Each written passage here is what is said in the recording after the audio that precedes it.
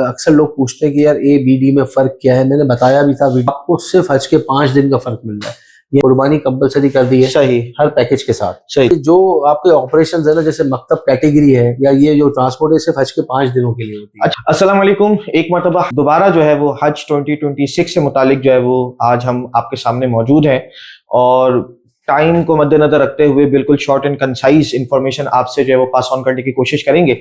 हमारे साथ मौजूद है अल्हम्दुलिल्लाह गुल अहमद भाई, हज एक्सपर्ट और उम्रा एक्सपर्ट। तो इनसे जानने की कोशिश करते हैं कि इस साल जो है अगर हम कंपेयर करें 2025 की हज प्राइसिंग से, तो क्या इस साल हज 2026 महंगा होगा या सेम प्राइस पे होगा या सस्ता होने के कोई चांसेस हैं? अच्छा देखिए, जब हम प्राइवेट हज की बात करते हैं ना जी, तो अमूमी तौर पे ये देखा गया कि हर जो गुजरा हुआ साल होता है वो सस्ता होता है और अगले साल कुछ प्राइस ऐसे ही है।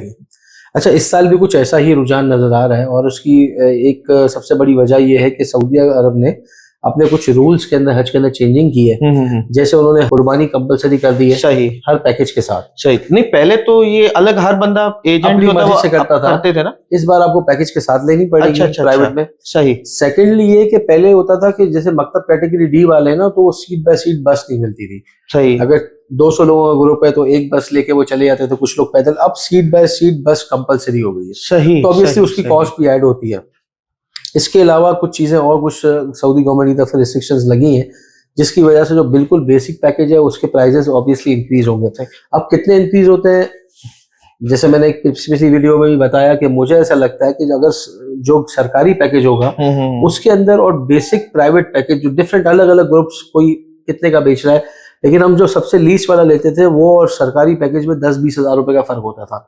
इस साल ये फर्क शायद 1 लाख रुपए तक चले जाए। सही। ठीक है, तो क्या सरकार भी कुर्बानी को जो है वो उस पे करवाएगी? सरकार कुर्बानी अमूमी तौर पर जितने सरकारी हाजी जाते थे वो सरकारी ही कुर्बानी करवाते थे। सही। तो इस बार वो पैकेज के अंदर शामिल करेंगे या करेंगे मुझे एग्जैक्टली इसका नहीं पता, लेकिन प्राइवेट वालों के लिए रिस्ट्रिक्शन। अच्छा, आपने बताया सीट बाय सीट ट्रांसपोर्ट, तो सीट बाय सीट जैसे जद्दा से मक्का, मक्का से मदीना, ये तो सारे सीट बाय सीट जाते हैं। देखिए, ये सीट बाय सीट होती है। जो आपके ऑपरेशंस है ना, जैसे मकतब कैटेगरी है या ये जो ट्रांसपोर्ट है, सिर्फ हज के 5 दिनों के लिए होती है। अच्छा, हज के 5 दिनों की सीट बाय सीट ट्रांसपोर्ट होगी। ये हज के 5 दिन जो होते हैं ना, ये आपकी जो कैटेगरीज है ना, ये भी सिर्फ हज के 5 दिनों के लिए। सही।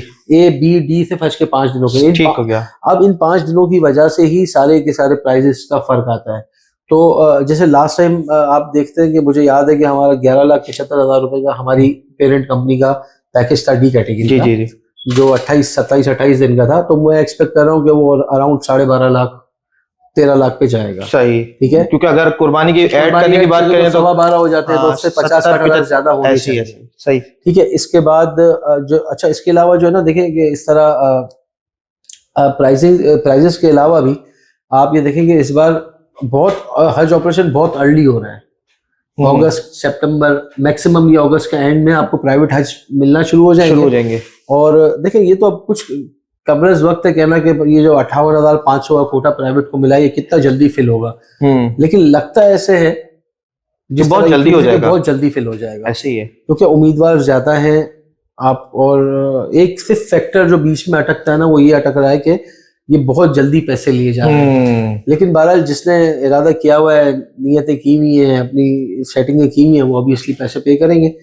तो इसकी रजिस्ट्रेशन के लिए तो बहुत जल्दबाजी करनी चाहिए मेरे हिसाब से, क्योंकि पिछले साल के भी 65-70 हज़ार हाजी और इस साल के भी हाजी, और कोटा उतना ही लिमिटेड, कोटा इतना है। तो बिल्कुल ऐसे ही। तो जो जिनके डेफिनेट प्लान्स हैं उनको तो समझे कि बिल्कुल समझे इस बात को पहला कदम शर्त है वाला जो है ना कॉन्सेप्ट माइंड में रखते हुए आपको पहल करनी चाहिए, और एज अर्ली एज पॉसिबल जो है वो आप चाहे गवर्नमेंट में जाए या प्राइवेट में जाए अपने पैकेज को बुक करवाना चाहिए। हाँ, सही है। इसके अलावा देखें आप, मैं आपको बताऊंगा जो अक्सर लोग पूछते हैं कि यार ए बी डी में फर्क क्या है, मैंने बताया भी था, वीडियो भी बनाई है। जी। लेकिन इसके अंदर आप ये समझें कि आपको सिर्फ हज के 5 दिन का फर्क मिल रहा है। यानी अगर आप सबके बेसिक पैकेज लेते हैं, बेसिक पैकेज से मेरी मुराद ये होती है कि जिसमें जो आप मक्का का स्टे होता है वो अजीजिया में रखे, अजीजिया की बिल्डिंग में, कोई होटल में। अजीजिया के अंदर भी मैंने सुना है कि अलग अलग समझे कैटेगरीज हैं।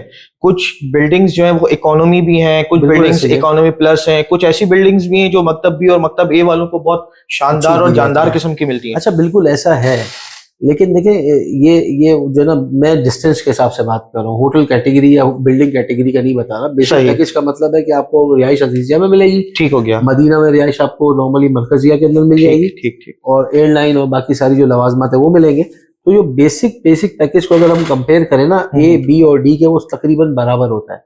ठीक। उनमें फर्क सिर्फ हज के 5 दिनों का मेजर फर्क होता है, हज के 5 दिनों का। सही। अब वो हज के 5 दिनों की वजह से मैं डी और ए को कंपैरिजन करूँ ना, डी का बेसिक पैकेज अगर 12 लाख रुपए का बनता है तो ए का बेसिक पैकेज 23 लाख रुपए का है। तो यहाँ पे 11-12 लाख रुपए, 10 लाख रुपए जो भी फर्क आ रहा है ना, ये सिर्फ हज के 5 दिन का है। सही सही। ठीक है, तो ये लोग ये समझ के जाएं कि जो अच्छा, लोग अक्सर ये सवाल पूछते हैं कि यार आप क्या समझते हो, हमें कौन सा मकतब लेना चाहिए, ए लेना चाहिए, बी लेना चाहिए, डी लेना चाहिए।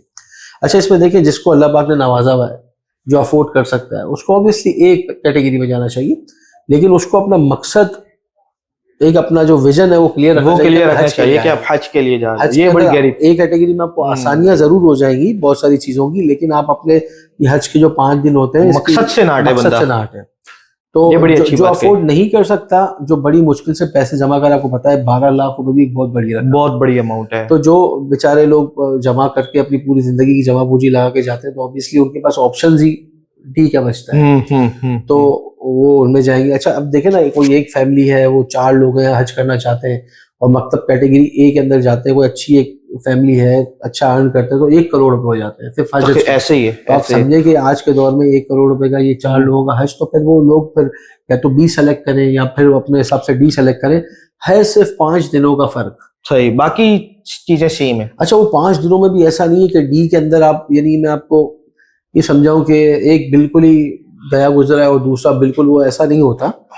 जो ए कैटेगरी है उसके अंदर सारी सर्विसेज सब सुपीरियर होती है, लेकिन डी कैटेगरी के अंदर भी बुरी नहीं होती है। अब तो वैसे भी सऊदी अरब जो है वो अपनी सर्विसेज भी बेहतर करने की कोशिश कर रहा है। तो डी के अंदर भी हो सकता है कि बहुत अच्छी सर्विसेज। अच्छा, लास्ट ईयर देखें जो डी के अंदर देखा गया था ना, डी कैटेगरी में उन्होंने सोफा कम बेड दे दिए थे, जिप्सम बोर्ड वाले खेमे दे दिए थे। तो इस साल भी हो सकता है कि ये हो। सही। और अगर ये हुआ तो आप समझेंगे फिर इसके अंदर सिर्फ और सिर्फ जो फर्क ज्यादा रह जाएगा ना, वो डिस्टेंस का रह जाएगा कि मकतब कैटेगरी डी का जो ऑपरेशन होता है वो जोन 5 में होता है। अच्छा, ये डिस्टेंस मतलब इसके पैरामीटर क्या होगा? ये डिस्टेंस आप कहाँ से काउंट कर रहे हैं? जमरात से होता है ना। जमरात से, सही। बेसिकली आपने 2-3 दिन जो है ना वो कंकरियां मारनी है। सही। एक दिन तो सबके लिए बराबर होता है, जो पहला दिन होता है, क्योंकि मुजदलफा की रात आपने सबने खुले आसमान के नीचे गुजारनी, चाहे आप ए हो, बी हो, डी हो। वहां से आपने जाना है पैदल या गाड़ी में मिना, सही, अपना जमरा जाना है कंकरियां मारने के लिए। तो पहला दिन तो बिल्कुल सबका बराबर है। ये जो 11 और 12 जिलहज के अंदर ही सिर्फ डिस्टेंस मैटर करता है। 2 दिन, यानी हज के 5 दिन भी नहीं कहूँ, 8 जिलहज पूरा 3 दिन का है, मतलब 8 जिलहज पूरा आराम का दिन है। सही। चाहे आप ए में बैठे हो, डी में बैठे हो, डिस्टेंस का कोई मसला नहीं है। आप आराम करें, नमाजें पढ़ें, अपनी इबादतें करें, हाँ, एनर्जी को जो ना अगले दिन के लिए रिगेन करें। अगला जो दिन है आपका वो अरफात का होता है, उसके अंदर भी डिस्टेंस मैटर नहीं करता। ठीक है। उसके बाद नेक्स्ट डे जो होता है 10 का, उसको सुबह कंकरी मारनी है, फिर आपने तवाफ ज़ियारा और ये सारे मामला थे। तो टेक्निकली 11 और 12 का दिन होता है जिसमें डिस्टेंस भी मैटर कर रहा होता है। मतलब 2 से 3 दिन ज्यादा से ज्यादा कहें तो। हाँ, और मजे की बात ये बताऊं आपको कि जब 11 और 12 जब ये डिस्टेंस मैटर करता है, तब आपका एहराम भी उतर चुका होता है। अच्छा, पाबंदी खत्म हो चुकी होती है एहराम की। अगर आपने तवाफ ज़ियारा कर लिया तो सारी पाबंदी खत्म हुई। तवाफ ज़ियारा नहीं किया और आपने सिर्फ हलक हो गया, आपका कुर्बानी के बाद हलक, तो आपकी ज़ाहिरी पाबंदियां जो एहराम वाली हैं, वो तो चादरों वाली और ये सब खत्म हो गई है। कपड़े लिबास तब्दील कर सकते हैं। तो ये देखिए, इसमें डी कैटेगरी वाले को भी इस पे ये नहीं होना चाहिए कि यार ये डी बहुत हल्का है, ऐसा नहीं है। ठीक है, अल्लाह पाक ने जिसको जैसे वसाइल दिए हैं उस हिसाब से अपना पैकेज सेलेक्ट करे। ए और बी और डी के अंदर बस आपको मैंने बताया कि जो 10 लाख रुपए का ए और डी में फर्क है, बेसिक पैकेज वो सिर्फ फर्स्ट के 5 दिनों का है। सही। तो बस ये है मामला इसके अंदर। ठीक है, बहुत शुक्रिया, थैंक यू सो मच। और स्टे ट्यून्ड एंड कनेक्टेड, और बहुत सारी इंशाल्लाह हज और उम्रह से रिलेटेड हमारी अपकमिंग वीडियोस भी हैं। पूरी लिस्ट है और वो भी प्लेलिस्ट हमारी बनी हुई है, तो वो भी आप देख सकते हैं। और इंशाल्लाह नई वीडियोस के साथ हम आपकी खिदमत में दोबारा जल्द हाजिर होंगे। बहुत शुक्रिया, अस्सलाम वालेकुम।